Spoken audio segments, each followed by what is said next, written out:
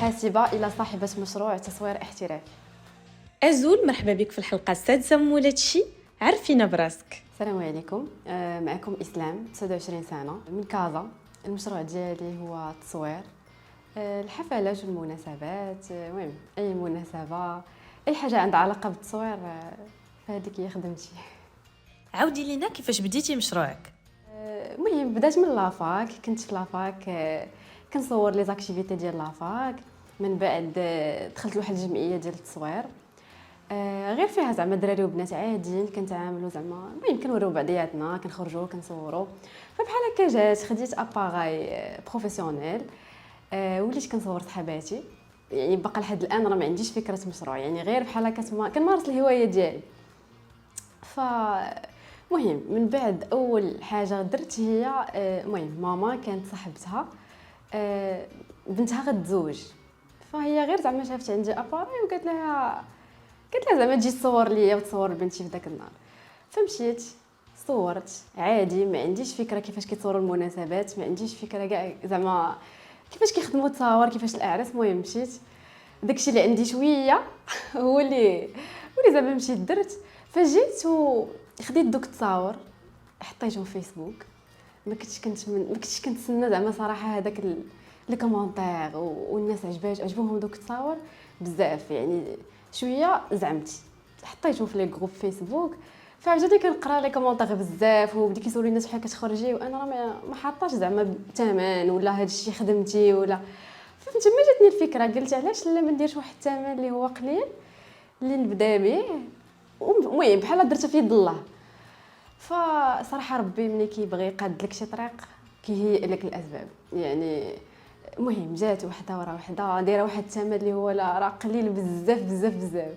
المهم غير بحال هكا تشجعت به راسي، فبديت كنصور وغادا لقيت راسي انني حاليا دابا وسط هذا الشيء كامل، وسط هذا البروجي، وسط هادشي كله، زعما صراحه اللي ما كنتش كنظن انني غنكون فيه.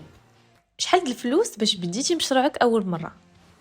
باش كنت بديت في الاول كنت بديت باباغاي فوتو، خديتها بشي 3000 درهم، هي باش كنت بديت. حاليا المهم حاليا بالنسبه للماتيريال اللي عندي ولا هذا، هي صراحه ما كتقدريش تجمعي داك المونطون اللي بشحال انت خدامه، ولكن المهم غير نقربك من الصوره، هو ان نقدر نقول لك ارخص كاميرا فيديو اللي كنخدم بها حاليا واصله 4 مليون. يعني تخيلي انه عندك منها 3 ولا 4 ياك عاد لي زاباغي فوتو. يعني المهم حاليا في الاول كنت بديت بوحدي، اكيد بديت بوحدي ما فكرتش. بديت من 2019، حاليا حنا في 2023، يعني تقريبا واحد 4 سنين. فكي قلت لك بديت بوحدي، المهم كنت كنشوف كانوا كيطلبوا لي فيديو، كانت تزيد معايا بنت كنقلب على شي وحده كتخدم فيديو باش تعرفيني. زعما انني في الاول راه كنت غير غاده، يعني الثمن باش كنت كتقول لي البنت غتخدم به كنمشي كنقول للكليان. يعني ماشي ديك القضيه ديال اني كنمشي كنزيد ولا في بالي كيفاش كيخدموا المشاريع ولا عادي، كنت كنمشي كنقول ها انا بشحال غنتخلص، هي بشحال غتخلص. و بقيت غاده. من بعد كتحسي بصراحه حتى الطلب ملي كتكوني كديري شي حاجه زوينه وكيكون فيها الجوده، فملي كيكثر عليك الطلب كتولي تفكري، كتقولي انا ما يمكنش ليا نشد خدمه واحده في النهار، علاش ما نقلبش على ناس يخدموا معايا، نقلب على لا كاليتي. صراحه من ديك الوقيته لدابا دازوا معايا بزاف ديال الناس اللي في الاخر صراحه كيبقى الاقرب ليك لخدمتك. يعني ملي كتصيفطي اون ايكيب، كتصيفطي ناس بسميتك انت كيمشيو، فخصهم ضروري يكونوا كيديروا نفس الخدمه اللي كديري، يعني نفس الحوايج اللي كديري. لحقاش الناس اون فوا كيشوفوا التصاور ولا كيشوفوا البروجي ديالك انت حاطاه في سور انستغرام، كياخذوك على هذاك الاساس. يعني ما يمكنش تصيفطي ناس اخرين ما كيخدموش نفس الخدمه ديالك. فحاليا عندي اون ايكيب كبيره، بنات ودراري. المهم المناسبات اللي كيكونوا 100% فام راه عندي تبارك الله بنات ما نقدر نشد اكثر من 4 في النهار ولا 5، وكذلك الدراري حتى هما كاينه اون ايكيب ديالهم. شنو الحاجه اللي بدلات فيك المقاوله؟ صراحه تبدلت كنقول عندي واحد 60% كنقول اني ما تبدلتش، واحد 40% ديال انني تبدلت. ان ديال زعما 60% ديال انني ما تبدلتش، كنحس براسي انني باقا انا هي انا ديال شحال هادي. ما دخلش معايا داكشي اللي كنشوف في الناس دخلهم. يعني الناس مثلا ملي كيديروا دي بروجي اولا الدومين ديالنا بالخصوص، ملي كنهضر على الدومين ديال التصوير، المهم كتلقى ان الناس بدلاتهم الخدمه، تبدلوا يعني المبادئ ديالهم ما بقاوش كيف ما كانوا. كتقدري انك تخدمي، كتلقاي شويه النيه وما كاينش بزاف ديال النيه. فانا كنحس براسي انني باقا كنخدم بالنيه ديالي، باقا شي حوايج صراحه في خدمتي اللي كنقول لا، واخا انا ما كيشوفني حتى شي واحد، ولكن كنقول لا، ما خصنيش نغش دوك الناس. يعني كنحس براسي انني داكشي اللي تربيت عليه باقا عليه دابا. واحد 40% ديال اني تبدلت صراحه، تبدلت في انني كيفاش كنتعامل مع الناس. يعني صراحه في الاول كنت شويه دفاعيه، كنقدر نجاوب سوغ بلاص، ما كنصبرش. ولكن حاليا زعما مؤخرا لا، تعلمت كيفاش نصبر. يعني واخا كتسمعي شي حاجه ما عجباتكش، كتمشي صافي كتقولي هذه هي الخدمه. يعني كتولي انت مبرده اكثر من القياس باش كتعاملي مع الناس. الصبر كيزيد عندك واحد الصبر اللي بزاف. انا صراحه هذا الصبر اللي فيه دابا راه ما يمكنش. كيتلاقاو معايا ناس كيقولوا لي تبارك الله شحال صباره، وانا ما كنحسش براسي زعما هكاك. كنقول زعما راه يعني كتحسي براسك انك راه تبدلتي، وليتي كتصبري بزاف، وليتي كيفاش تعاملي مع الناس. المهم هادشي انا اللي حسيت براسي تبدل فيا. كيفاش تغير الروتين ديالك من مورا ما وليتي مولات شي؟ انا ما بقيتش كنسميه روتين صراحه. راه زعما ما تخيليش الصعوبه ديال الدومين. زعما ديال الدومين صراحه صعيب بزاف. ما بقاش عندي روتين. يعني ما بقيتش كنحس بحال الناس نهار، زعما نهار وليل والو. الوقت زعما ديال الماكله ديالي الفطور والغداء كتلقاني 3 انا عاد كنفطر، الناس راه كيتغداو. يعني صراحه تبدل بزاف بزاف. وخصوصا ان الخدمه ديال العراس اغلبيه كيكونوا بالليل. يعني كتسهري داك الليل، وبعد المرات كتكوني خدامه الصباح كتنعسي داك شويه. يعني من ديك 8 ل 12 في كتنعسي 8 الصباح ل 12، يعني راه كتكوني الليل كله وانت فايقه. فصراحه صعيب بزاف لدرجه انه ما تقدريش تطفي تليفونك. يعني انا ما كنقدرش نطفي تليفوني حاليا نهائيا. يعني باش تحسي داك انك تقولي نتكونسونطرا مع راسي راني عايش وكذا، مستحيل. ديجا عندك ناس، عندك التزامات، ناس زعما دوزوا مناسبات ديالهم خصك تبقي معهم كونتاكت. الناس اللي يلاه ريزيرفاو، يعني ديما تليفونك خصو يكون شاعل. سفر بحال الناس ما كنسافرش. يعني ديك شهر 8 شهر 9 هي اللي كتكون فيها الخدمه، اللي الناس كيخرجوا يستراحوا، انا عاد كتبدا عندي الخدمه. فوليت صراحه الروتين ديالي شويه صعيب بزاف. وسميتو بغيت نقول واحد الحاجه خارجه على الروتين. هي زعما صراحه الزوج ديالي من الناس اللي كنقول زعما انا صعيب شي واحد كان غادي يقدر يتقبل هذا الروتين اللي انا فيه. زعما مسابع المستحيلات. حيت صراحه بعض المرات كتقدريش تحسي براسك انك مستقره. يعني داك الاستقرار ما كتبقاش تحسي به بعض المرات، في حيت انك خدامه ليل نهار وعشيه. خصوصا ان داكشي الخدمه ديالك، يعني ماشي واحد الخدمه اللي كتعطاو كتستراحي، لا كتجلسي انت اللي كتصاوبي الخدمه، انت اللي كديري. تقدر حتى 12 الليل شي وحده قالت لك انا محتاجه داكشي غدا، يعني 12 الليل عاد انت يعني يكون ما كانش شي حد اللي غيصبر عليك، اللي غيمشي معاك في هذا الشيء. ما كنظنش زعما صعيب شي حد يعيش معايا هذه الحياه اللي انا كنعيش دابا، فهمتي. شكون اللي دعمك في بدايه المشوار ديالك؟ ديالي صراحه والديا، وبالاخص بابا. صراحه بابا بزاف كان ثاق فيا لواحد الدرجه اللي نقدر نقول لك انني انا ما كنتش ثقه في راسي. يعني انا ما عنديش ديك الثقه اللي كنثيق فيا بابا. فعاوني معنويا، عاوني ماديا. المهم صراحه المهم غنبغي نهضر، ما نبغيش نبكي، ولكن من الناس اللي في الاول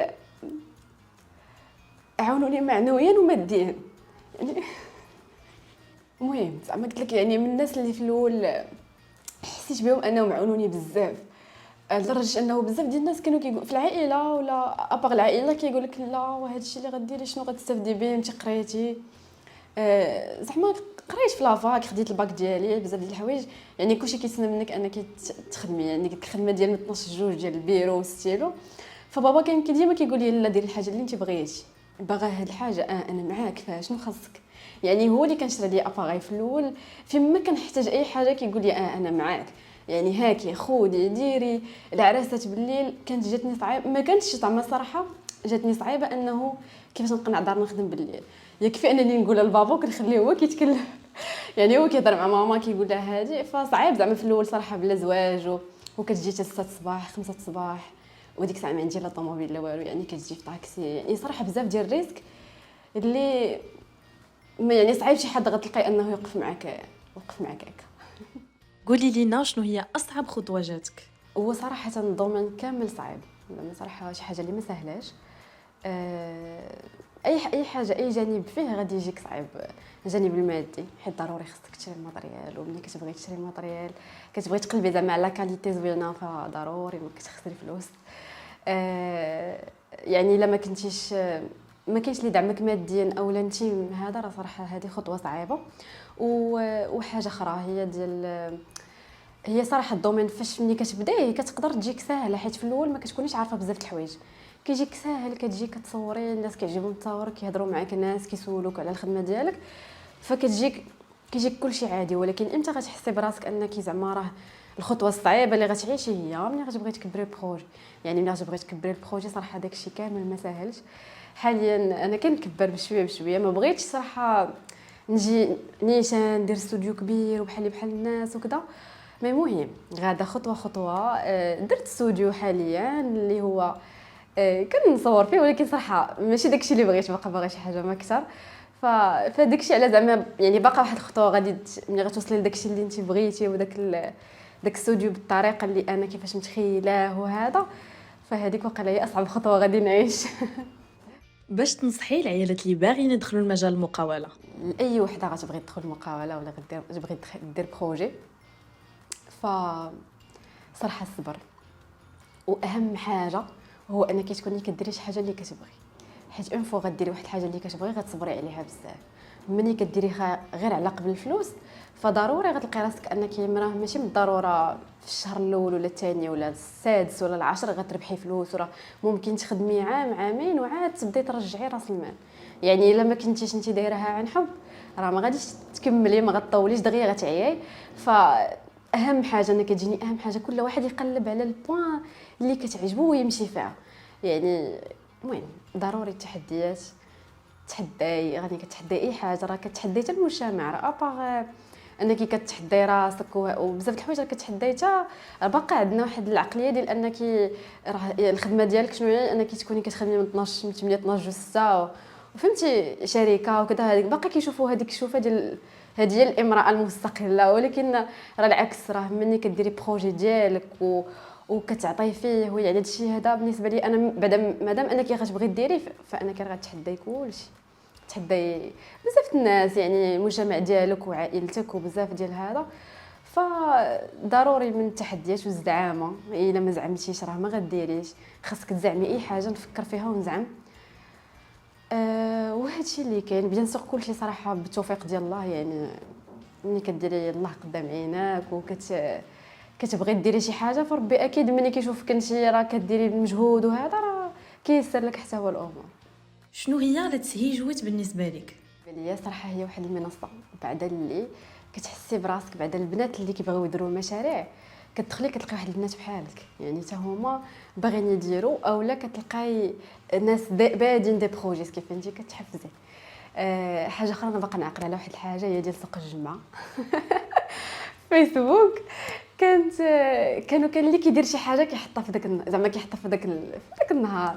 اي واحد كيبيع شي حاجه، الناس صراحه عرفتي كيبانوا لك بزاف ديال لي بروجي وكلها عيالات. يعني العيالات تبارك الله كتقولي فين واصلين، يعني كتشجعي انك تبداي راسك، يعني ديري ديري بروجي راسك، تبداي من راس المال قليل.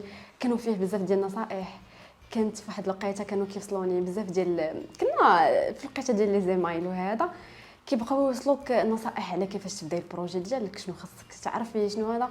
فصراحه انا كنت من الناس اللي استفدت بزاف من داك الجروب، وخصوصا من هذاك لي زيمايل اللي كانوا كيوصلوني كنت كنقراهم ومع مكتوبين بالدارجه. صراحه كانت ايدي واعره والله، وزعما ما كرهتش ان داك الجروب ترجعي تاكتيفا، حيت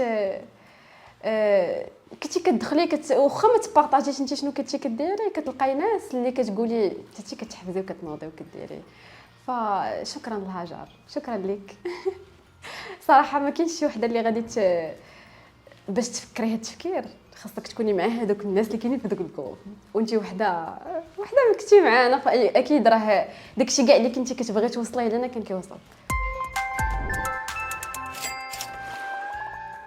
حسنتي زعمي وبداي دابا.